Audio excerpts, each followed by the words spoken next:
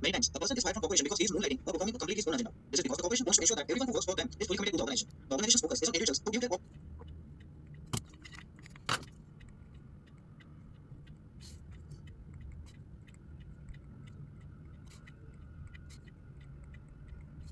All to the enterprise. That is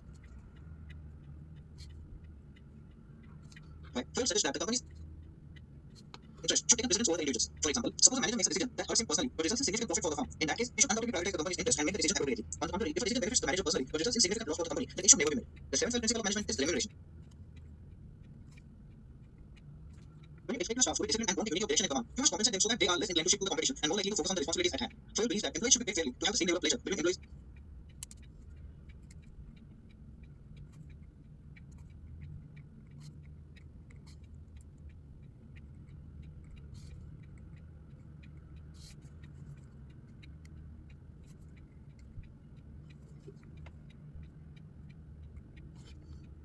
And owners. The manager is responsible for ensuring that employees receive pay.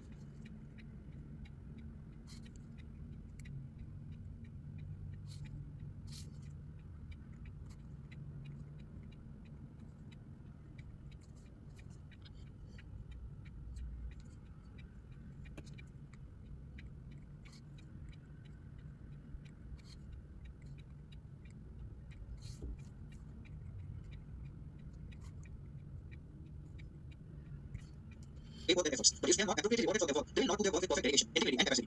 Freud believes that some monetary and non-monetary incentives should be provided to inspire employees other than basic compensation. Assume, for example, the market is getting dearer and dearer to the organization, and it is making high profits. In such case, the employee's pay should be increased even if they do not request it. If this is not done, the staff will quit the firm as soon as possible, and the expenses for new hires will be incurred, resulting in loss for the firm. The next principle of management is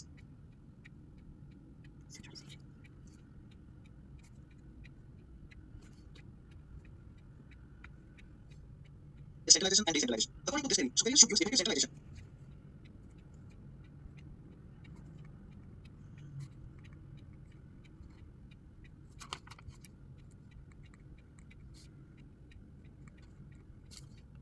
Rather than total centralization.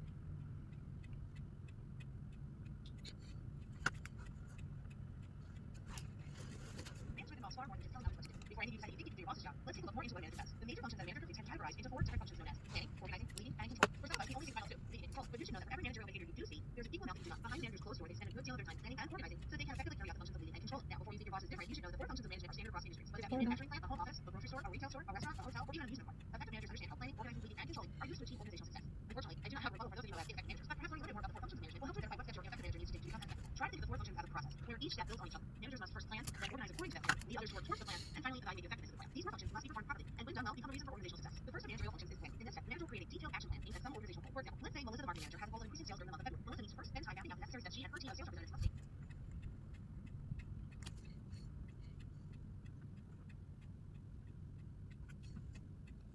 Much like a professional basketball player needs to know how to dribble and shoot basketball, or how a homeowner understands the process of framing a house, managers also need to have a specific set of skills in order to effectively perform their jobs.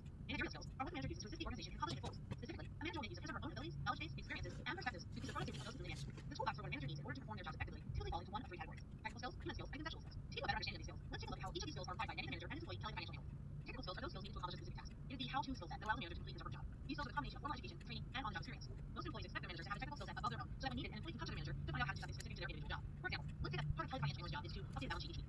Kelly is an office financial analyst and is new to the company, so she's expecting her manager to show her how to perform this task initially, so that she can eventually do it on her own. Therefore, it is essential for Manny to have the technical skills how to update a balance sheet, so that he may in turn share that skill with Kelly. As a low-level manager, technical skills are most important for Manny due to how close his role is to the general workforce. In this case, Kelly. The next set of skills a manager must have.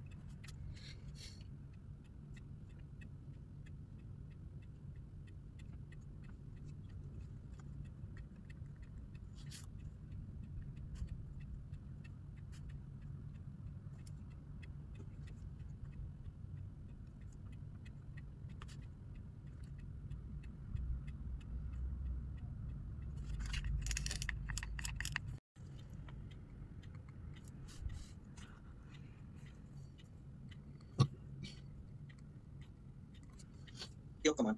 When we examined authority in the previous principle, we stated that authority should be limited to a few people. Similarly, authority travels down person is fired from corporation because he is moonlighting or performing to complete his own agenda. This is because the corporation wants to ensure that everyone who works for them is fully committed to the organization. The organization's focus is on individuals who give their all to assign the end. That is why Phil suggests that the company's interest should take precedence over the individuals. For example, suppose a manager makes a decision that hurts him personally but results in significant profit for the firm. In that case, he should undoubtedly prioritize the company's interest and make the decision appropriately. On the contrary, if a decision benefits the manager personally but results in significant loss for the company, then it should never be made. The seventh file principle of management is remuneration. When you expect a command, one person should only report to one leader, not to three or four. Thus, most firms maintain the usual structure of better ties with their consumers.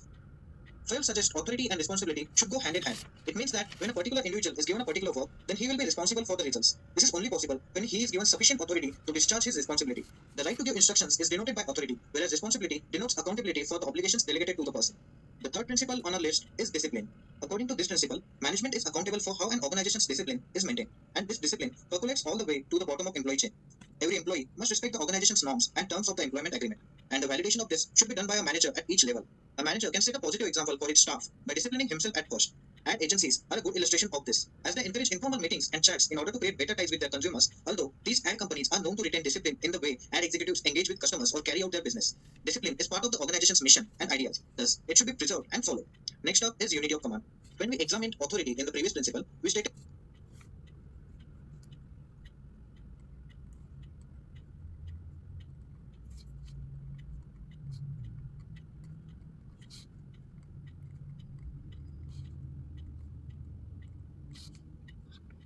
that authority should be limited to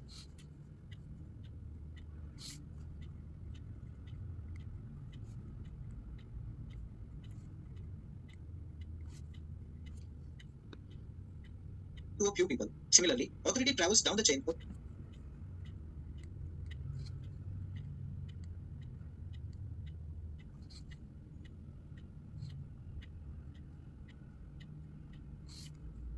Only when the authoritative individual is affiliated with a small number of people. If everyone in a political party reported directly to the Prime Minister, then he would be in hospital soon due to the high amount of stress. As a result, there is a hierarchy in place to sustain a command. One person should only report to one leader, not to three or four. Thus, most firms maintain the usual structure of national managers, regional managers, group managers, and team leaders. This ensures that managers engage with customers or carry out. There is a hierarchy in place to sustain a command. One person should only report to one leader.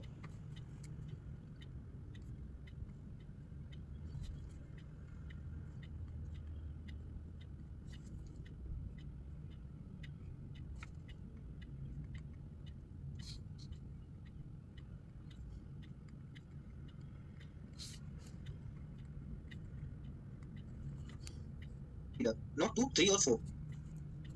Thus, most firms maintain the usual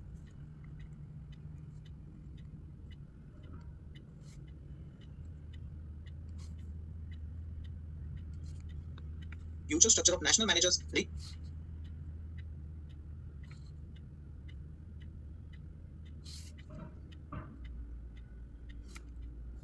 regional managers, group managers, and team leaders. This ensures that managers and implement take experts to take